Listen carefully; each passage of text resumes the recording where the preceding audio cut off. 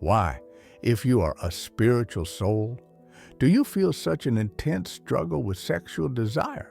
Why, if you're on the path of light, is there a part of you that seems to move in the shadows beyond your control?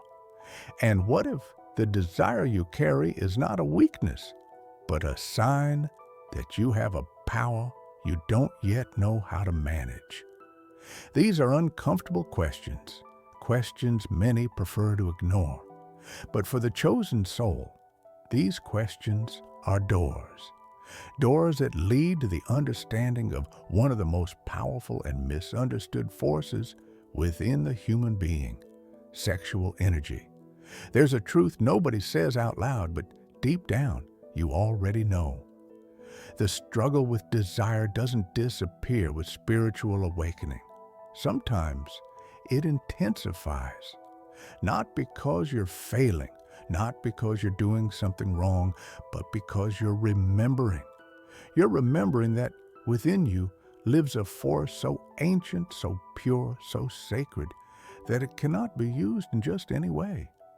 And that force, when not channeled with awareness, becomes an inner storm, not because it's evil, but because it's asking for direction. If you're on this path, if you felt that inner struggle between what you desire and what your soul yearns for, you are not alone. Many chosen ones live this battle in silence, a struggle between body and spirit, between impulse and purpose, between immediate pleasure and eternal truth. You've tried to repress it. You've felt guilt. You've felt shame. You've tried to justify yourself, but the desire is still there, sometimes calm, sometimes burning. And what no one told you is that this inner fire is not a threat. It's a promise of something you haven't yet fully discovered, because sexual desire is not your enemy. It is energy. And like all energy, it needs direction. It needs awareness. It needs intention. And when that energy is integrated instead of denied, it begins to become something greater than desire itself. It begins to become spiritual power.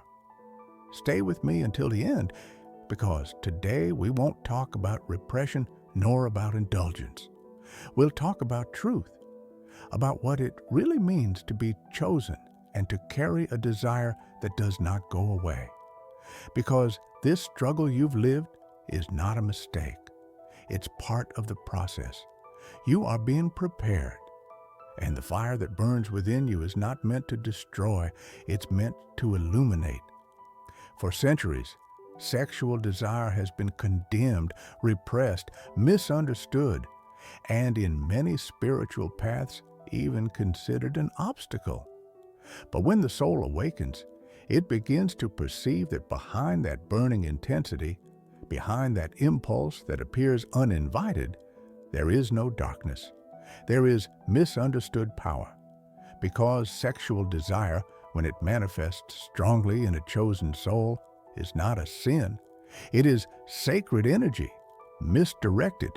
You're not fighting something dirty. You're fighting a vital force that has not yet found its channel. And that is a big difference. Sexual energy is not exclusively physical. It is spiritual. It's the same energy that moves creation, that drives life, that gives birth to new souls. It's the same energy that, when elevated, can open channels of healing, awaken dormant gifts, and connect your soul with higher realms. But when it's not understood, when it's not given direction, that same powerful energy starts seeking the wrong exits. It becomes obsession, addiction, impulses that seem to dominate you, overflowing emotions. And that's where the soul enters crisis, feeling dragged by a force it doesn't understand, but also cannot ignore. Unchanneled sexual energy doesn't dissolve. It disperses. It fragments. It gets lost in empty relationships, momentary pleasures, guilt that accumulates in the body. And over time, that disconnection leaves traces, emotional fatigue, energetic imbalance, loss of spiritual clarity. And then you ask yourself, how can something so powerful make me feel so confused? The answer is simple and deep, because that energy didn't come to destroy you. It came to teach you, to transform you. It didn't come to be shut off, but to be elevated. The chosen soul is called to redirect that fire toward conscious creation, toward words, presence, art, healing, spiritual connection, inner evolution. Your sexual desire is not a burden. It's a code, a channel, a portal of spiritual power. And that's why, if you are feeling that struggle, if there are days when your sexual energy seems to dominate everything, don't blame yourself. Observe it, thank it, and ask yourself, what does this energy want to do through me that I have not yet allowed myself to express? If this topic inspires you and you think more people should hear it, subscribe, like, and share your experience in the comments. Your support transforms lives, because every time one of us understands their energy, others learn to embrace theirs. Most people, when they feel intense sexual desire, interpret it as a signal from the body, a physical impulse, something that simply must be controlled or satisfied. But when you are an awakened soul, that desire doesn't feel the same. It feels stronger, deeper, more complex, and often more confusing. Because you're not fighting something external. You're fighting something that arises from within. Something that feels like part of you, but that you don't yet know how to integrate. And it is at this point that many chosen ones feel broken, guilty, divided between the spiritual and the human. But there is something you need to know. What you're experiencing is not a deviation or a weakness. It's a deep calling, a calling to observe, to understand, and to transmute. If you felt this way, pay attention, because these signs are not a coincidence. They are clear evidence that your struggle with desire is spiritual, not moral. First sign, you have intense desire even during spiritual pursuit. While others feel desire fade as they focus inward, you feel it more alive than ever. You meditate, you elevate, you cleanse your energy, and yet the fire remains. That doesn't mean you're disconnected. It means your soul is awakening an energy that seeks direction, not repression. Second sign, you feel guilty after giving in to the impulse, even if you don't know why. There are moments when you choose to give in, seeking pleasure, companionship, escape. But afterwards, you feel a void, not because you did something wrong, but because you sensed your soul needed something else. That guilt doesn't come from external judgment. It comes from the highest part of you that already knows something deeper is waiting. Third sign, your energy becomes drained or unbalanced after empty sexual experiences. Maybe nothing bad happened. Maybe it was mutual, pleasurable, even kind. But something in you feels off. You feel drained, confused, further from yourself. This is a clear sign that your body no longer accepts unions without soul, that your energy needs awareness, not just physical contact. Fourth sign, you've had moments of deep spiritual clarity after mastering your desire. Maybe you didn't understand it at the time, but after consciously choosing not to fall into the same old patterns, something activated, a vision, a peace, a cleaner connection with yourself. Because every time you choose with awareness, your soul expands and your energy aligns. If you've experienced any of these signs, don't punish yourself. On the contrary, be grateful, because your soul is speaking to you through your body. And that desire is not a curse. It's a sacred instrument waiting to be tuned. Help us spread this message to more people. Subscribe, like, and tell us what spiritual signs you've experienced. Your story could bring clarity to others who are silently struggling. Because truth heals, but when it's shared, it also liberates. For centuries, we've been taught to distrust the body, to see it as an obstacle, a prison, the root of all impulses that pull us away from spirit. And when that teaching mixes with the real experience of sexual desire, many end up developing a tense, even hostile relationship with their own bodies. But here's a profound truth your soul needs to remember. The body is not your enemy. It is your channel. It's not impure. It's not a barrier. It is a living temple that holds within it the memories, codes, and keys to your purpose. And yes, it is also the vehicle through which your sexual energy manifests.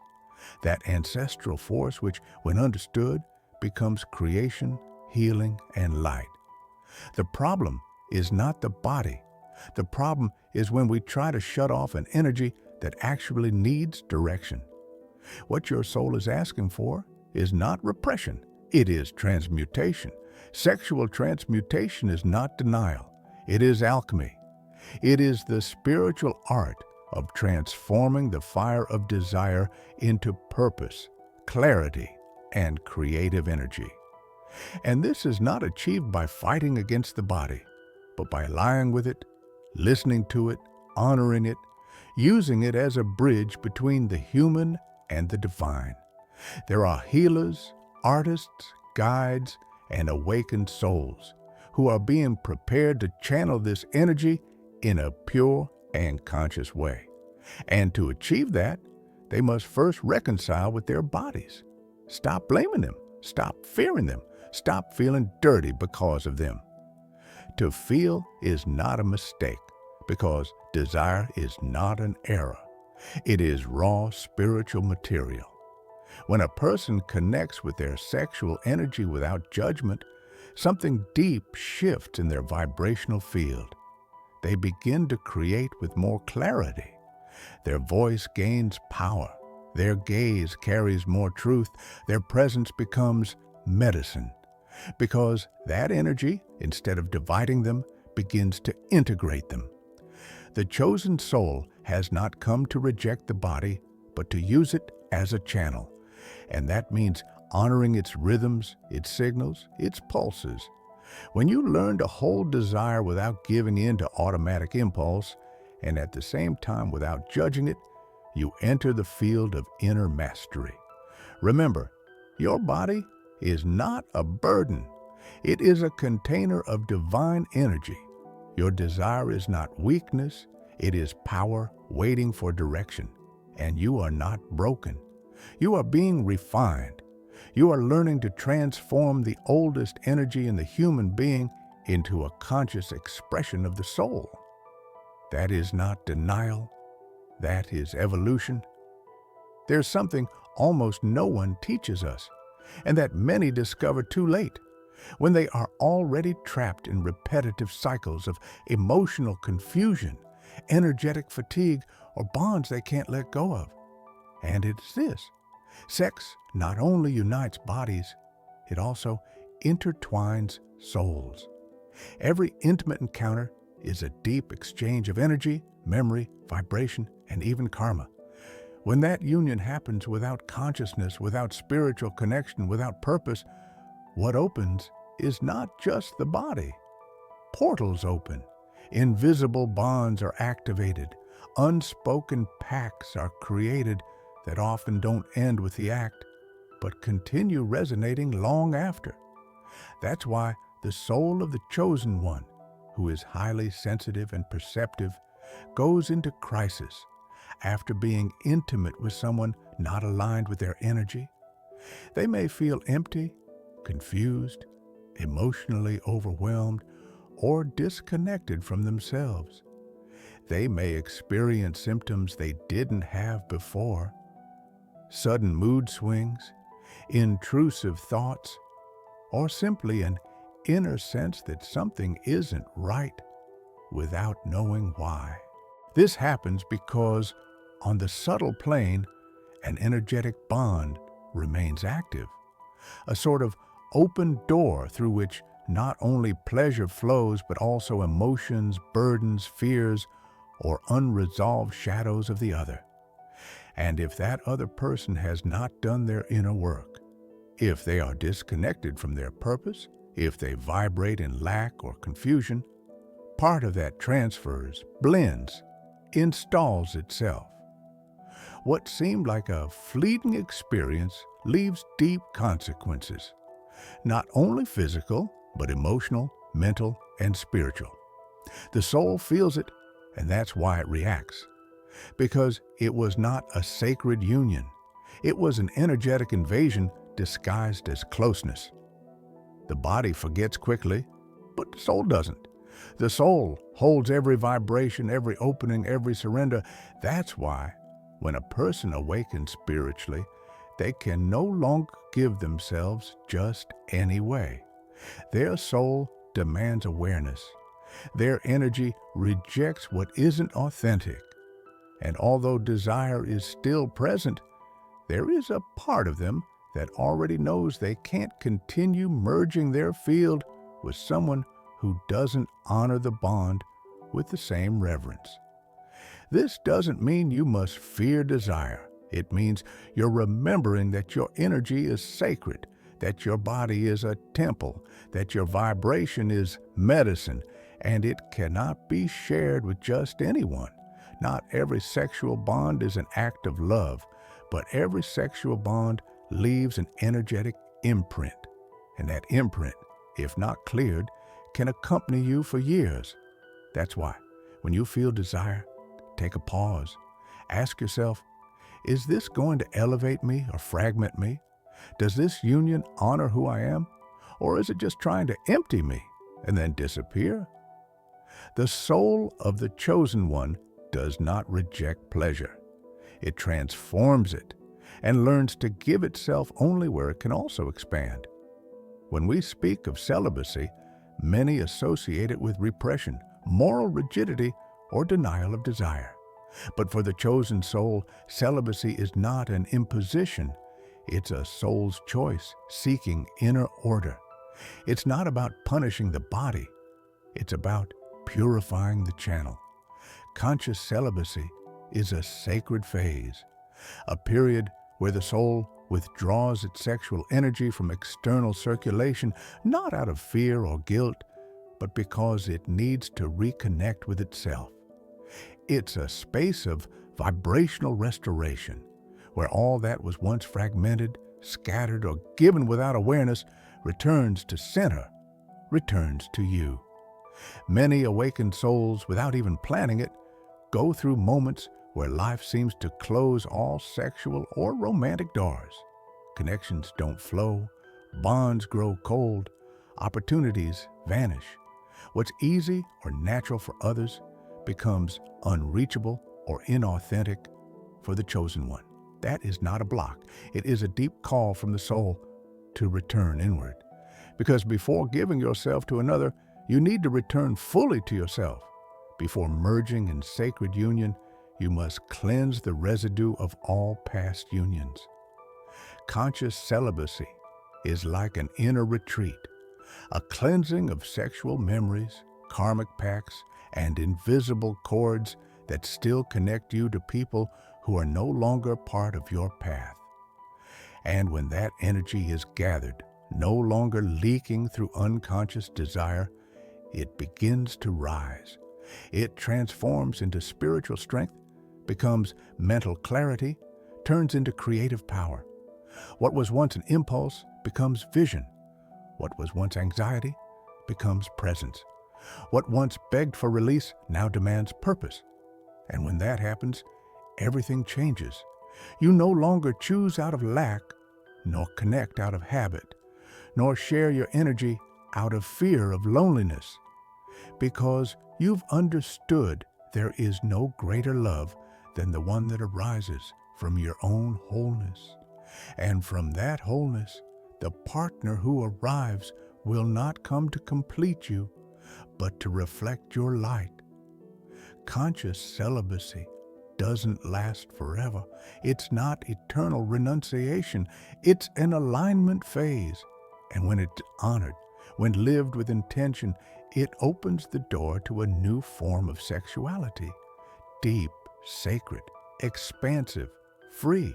So if today you are going through this stage, don't blame yourself. Don't think you're losing something. You are gaining presence. You are refining your energy. You are remembering that true love begins with union with yourself. And when you are ready, that fire you now tend in silence will become shared light. Maybe for a long time you believed what you felt was a burden, that the desire within you was a test you couldn't pass, a part of you to hide, control, or eliminate. Maybe you thought your impulse was a contradiction, a flaw on your spiritual path, a weakness that kept you from the sacred. But today, I want you to see it differently. You are not weak. You are the bearer of a divine force. You are not broken. You are being prepared.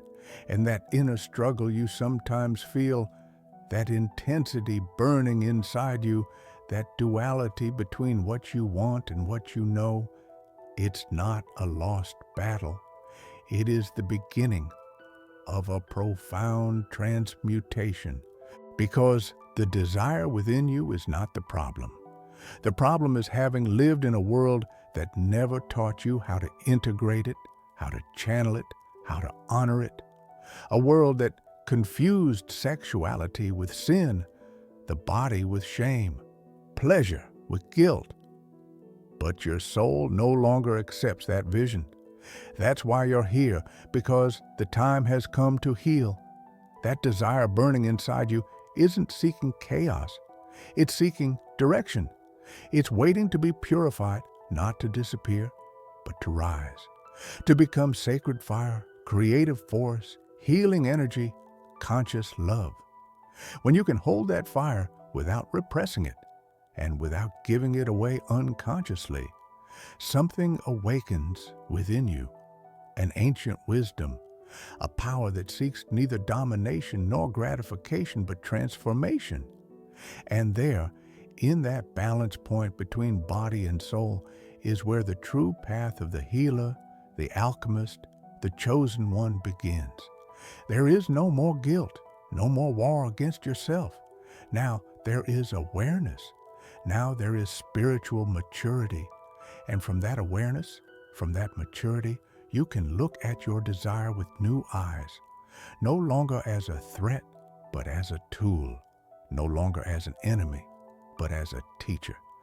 Because what once confused you now begins to reveal what you truly are, a channel of light that also knows how to burn. You are not broken. You are being prepared. And the struggle you're experiencing is not against desire. It is desire, waiting to be purified, to become divine fire. That fire lives in you. And when you learn to guide it, you will light the way for others.